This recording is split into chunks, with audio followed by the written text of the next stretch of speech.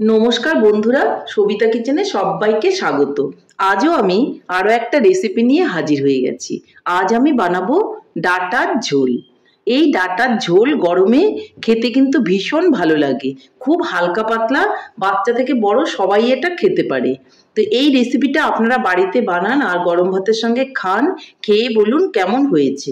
তাহলে আর বেশি দেরি না করে এই রেসিপিটা কি করে বানালাম সেটাই দেখে নেওয়া যাক।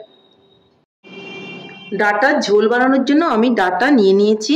ডাঁটাগুলো দেখুন একটু লম্বা লম্বা ছোট ছোট করে কেটে নিয়েছি। আর সঙ্গে নিয়েছি আলুগুলো একটু লম্বা লম্বা করে কেটে নিয়েছি। এই আলু আর ডাঁটা দিয়েই আমি এই গরমে হালকা পাতলা করে ডাঁটার ঝোল বানাবো। সঙ্গে আছে কাঁচা লঙ্কা। তাহলে আমি এখন চলে যাচ্ছি উনানের দিকে। এদিকে আমি উনানে একটা কড়াই বসিয়ে দিয়েছি আর তাতে তেল দিয়ে দিচ্ছি।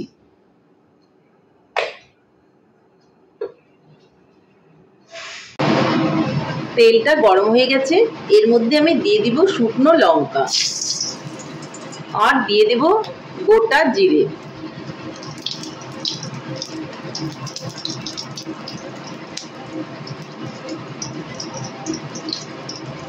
এখন আমি এর মধ্যে দিয়ে দিব ডাঁটা আর আলুগুলো।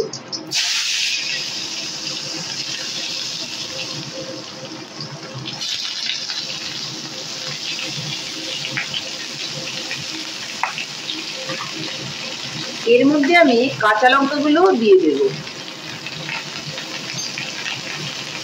দিয়ে দেব আমি স্বাদ মতো লবণ আর দিয়ে দেব অল্প করে হলুদ। এখন এগুলোকে ভালো করে আমি নেড়ে চেড়ে নেব।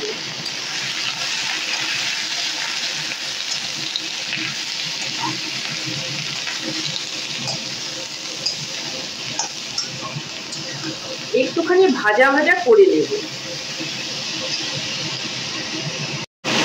এর মধ্যে এখন আমি দিয়ে দিব অল্প করে জিরে গুঁড়ো। জিরে গুঁড়োটা দিয়ে ভালো করে ডাঁটা আর আলুটাকে একটু কষিয়ে নেব।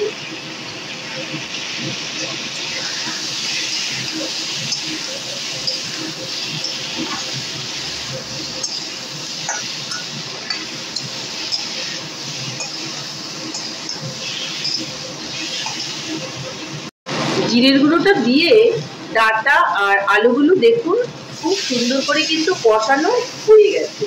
যখন এরকম কষানো হয়ে যাবে এর মধ্যে দিয়ে দিব গরম জল। জল দিয়ে একটা ঢাকা দিয়ে এটা বসিয়ে রাখবো। কিছুক্ষণ এটা ঢাকনা দিয়ে সেদ্ধ করে নিতে হবে। ডাঁটা আর আলুগুলো যেন সেদ্ধ হয়ে যায়। ঢাকনাটা তুলে আমি দেখে নেব ডাঁটা আর আলুগুলো সেদ্ধ হয়েছে কিনা।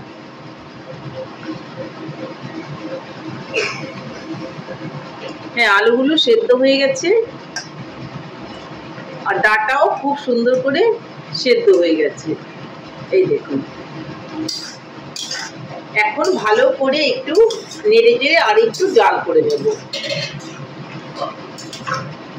এখন আমি এখানে দিয়ে দিব অল্প করে চিনি।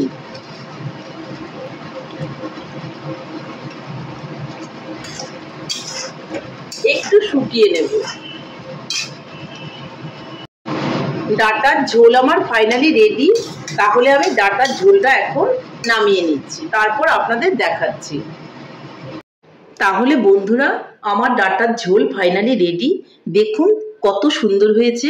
দেখতে যতটা সুন্দর হয়েছে খেতেও কিন্তু ততটাই ভালো হয়েছে। এইভাবে আপনারা বাড়িতে ডাঁটার ঝোল রান্না করবেন আর সবাই মিলে গরম ভাতের সঙ্গে খাবেন, দেখবেন আপনাদেরও খুবই ভালো লাগবে। তাহলে বন্ধুরা, আমার রেসিপিটা কেমন হয়েছে?